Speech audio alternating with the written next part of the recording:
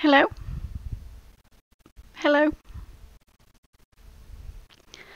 So it's not been ages since I released my last video.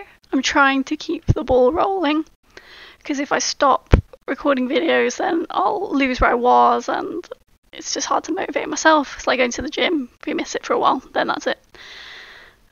So last video, I said that I was going to talk about concepting next. So I had this scene up last time in Unreal Engine. So this is just my Unreal Engine scene, and inside that file I have my Blockout. It's just a grey box. I made myself some plain materials, so it's just a basic grey material, and I had a green one from when I was playing around with other materials. And this is where concepts start for me. So I am immediately trying stuff out in 3D. Now, this is where the kind of proper concepting started out. But at this point, I was happy with a composition and shapes, and I'd spent time already designing it. This isn't where it began. The final scene that I do here doesn't change much from that initial block out, which is there. I've already got everything laid out, but that's not how it happened in real life. There are a few steps before that, so I'm just gonna run through those before I get into the full-on nitty-gritty with that. If I just move through these. Okay, so that's the final concept, and this is where it really began. I don't have this 3D file anymore, sadly, I don't think, but this is the very initial beginnings of where that scene started. So if I just copy that and let's open that up in Photoshop. Cool. The blockout, you can see, has been overpainted by myself. I did a sketch over it. So the initial scene started out quite squat. If I paint out what I added, that was the initial shape that I had going on for the scene. And yeah, so there's nothing really going on underneath the scene around here, which is something that I tend to focus on quite heavily, because I think scenes should have more going on than just what happens above ground or what's going on the sort of playable area, as it were.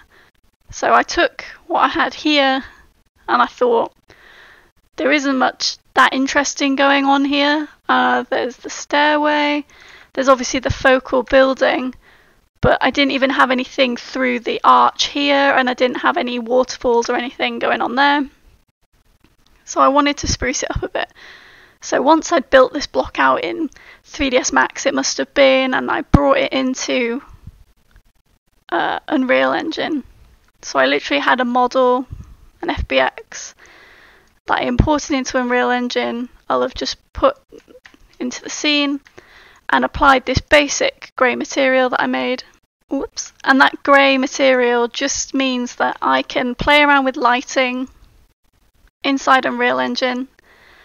And I mean, I can potentially add colours, but I don't really want to get bogged down in the colours just yet. I'm purely focused on the basic lighting composition of the scene. So if I go back into Photoshop, you can see in the initial block out, there was actually lighting that I set up. There's a light up here somewhere, I guess, that's pointing into the scene inside Unreal. The reason I've lost that is because the light exists in the final layer, and I've played around with the lighting since then, so when I open this layer the lights are all off, so I've lost that initial lighting. But can see it here. I tend to find that lighting kind of mid-afternoon, late afternoon can be the best lighting. A kind of 45-degree angle pointed down gets you the most interesting shadows.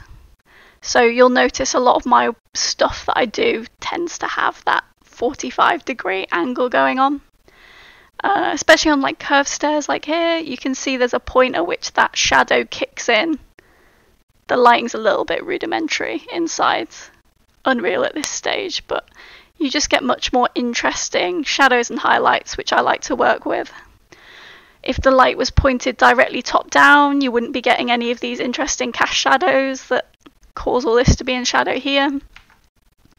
If it was coming from a more sunset angle or sunrise angle, the shadows would be much longer.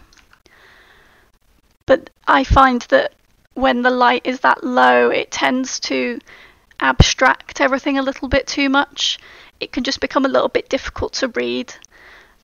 45 degrees is good for getting a good read, and I personally I like making scenes that are in bright, happy sunlight, so it would be around lunchtime. It's very much a personal preference.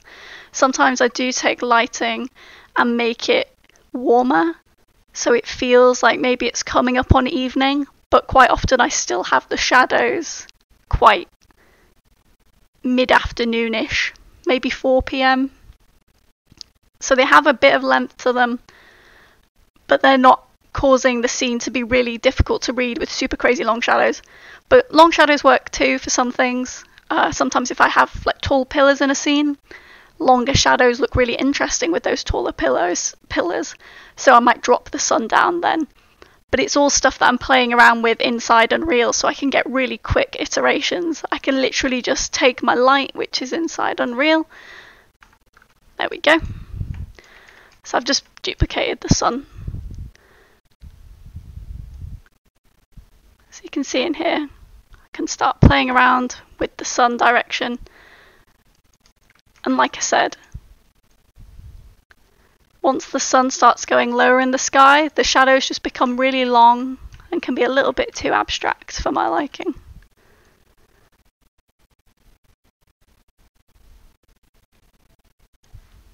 Now then, I'll just turn that off. In this scene, once I'd made my initial block out and I decided it was a little bit too squat, you can see that I've gone in, I've started adding in just elements that I think would work in the scene. So this process is very much fluid between 2D and 3D.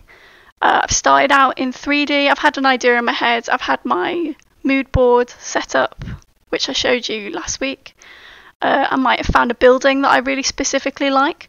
So for instance, if I go to my Pinterest board, there was one building. I choose a building that I like and I want to focus on, and then I build from that starting point. So you can see here, that is very obviously where I've started. That was my point of reference. That's what inspired me. This staircase and this archway. I like the idea of archways and what's through the archway. I think it creates a sense of intrigue.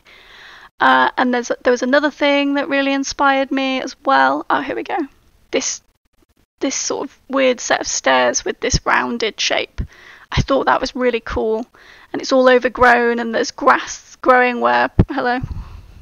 What would you like? Where initially there was probably stone, something like that.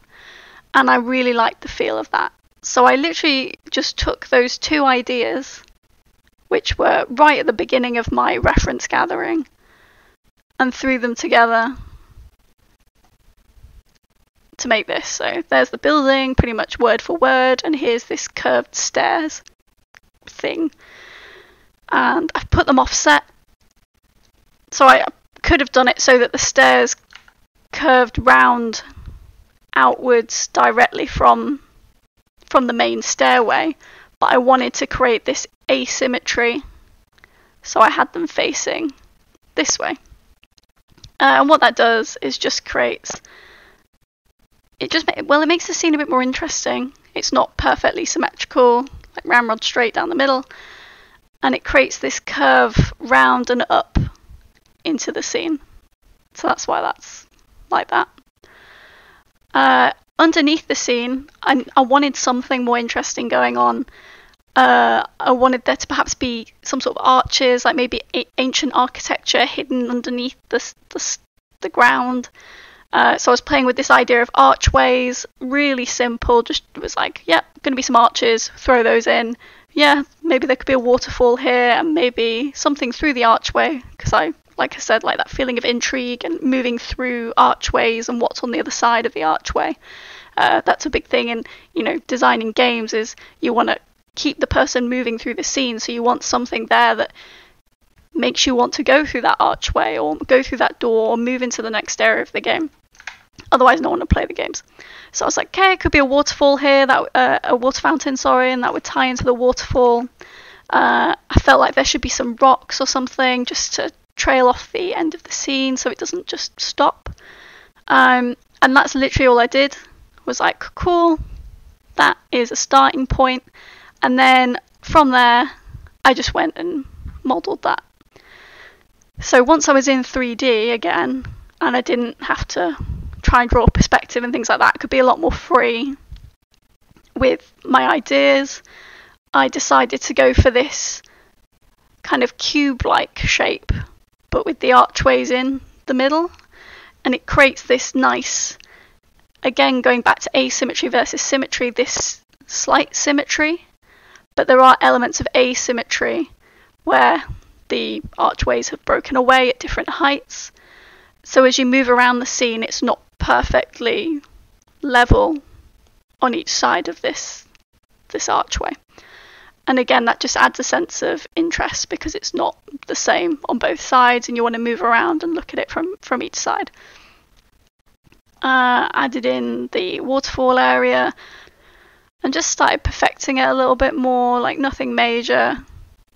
It's very hard to just go straight into a concept, do it straight off and be like, yep, that's perfect. I don't think that ever really happens. For me, there's constant going back and forth and overpainting and then going back into 3D and rectifying what I've drawn, rectifying any problems that might have come up. And then at that point, once I'm happy with my 3D block out, I've played around with my lighting, then I can do my sketch. And it really is like a rubbishy sketch. I don't play with line weight and things like that. It's very functional.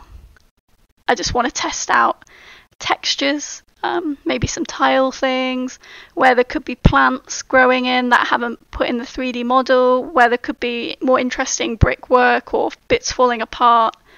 And I'm just finalising the design further from that initial block out. All this stuff that I put in here is not stuff that I've had planned from the beginning. I'm just riffing off of what I've put down, riffing off of my Pinterest board, the trees. I'll be going to Pinterest, finding interesting stuff, then taking those interesting ideas and putting them into my sketch. Then doing some more of the sketch might inform things that I need to find, like more tiles perhaps, if I'm feeling a bit stuck for tile designs. So then I move back into Pinterest and find more stuff like that. And then eventually I end up with something like this. Now, I'm going to go into things like colour and lighting in more detail in future videos. I imagine colour, composition, lighting are the kind of holy trinity of art stuff for me personally. I will probably put them all into one video so I can talk about them because they kind of swap and change. They're not really rigid individual things I can talk about. I tend to merge them together. But I will just talk a little bit more about the lighting situation here. So this scene, when I set up this lighting, it's a placeholder really. It looks good from this angle, but I know that this scene is going to be visible from multiple angles. You're going to be able to fully rotate around it when it becomes a 3D scene. And so this lighting is mostly to just inform my concept and to give me something to work off of, because I'm not an amazing painter who can just imagine lighting from my head and do it right. It's likely to change, that's fine. The main reason why it is likely to change, you can see that with this lighting setup, on this side, the building has some nice lighting on it. It's in full sun, and it has the tree shadows cast onto it, which creates a nice effect. The trees are wobbling around and creating movement, and it's just a bit more interesting. Whereas when you come round to the back of this building just receives no lighting at all. It's not very interesting, and you can see that I've struggled to make it interesting. Everything is in shadow, so this was something that I was aware of from the beginning that I might need to change with the lighting. One thing that I did do to tackle it a little bit was play around with point lights in the final scene. And one of my favourite things to do is to add candles into a scene, so I can at least add a little bit of fake lighting to spruce stuff up a little bit. But I wanted to make sure that the lighting looks good from all angles, and it's very difficult when you have a scene like this, especially a scene with a big fat building in the middle of it. It's very difficult to make it look good from all angles. So do consider, if you're making a scene like this, just how the lighting's going to look from multiple positions. So that's just a little bit of lighting covered for now. So let's look a little bit at the painting side of stuff. This concept that I did is obviously already done, so I can't really sit and paint and talk you through what I was doing and what I was thinking at the time. I frankly struggle to do that. I kind of go into Bob Ross mode and I talk really quietly, and it's a bit weird. I maybe will do it at some point in the future. I've done it before, but it was for like a really old painting, and I think I've improved since then.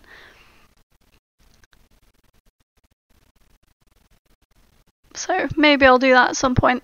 But what I can do is talk a little bit while we take a look at the time lapse which I did of this. So I did record this concept when I did it because I was doing it for a course I was teaching. So I can talk a little bit through that. It's going to be a little bit weird because it's on YouTube and I don't know where the original file is anymore. So firstly, I'll just show you what I've got going on in the Photoshop file. My Photoshop files are very messy.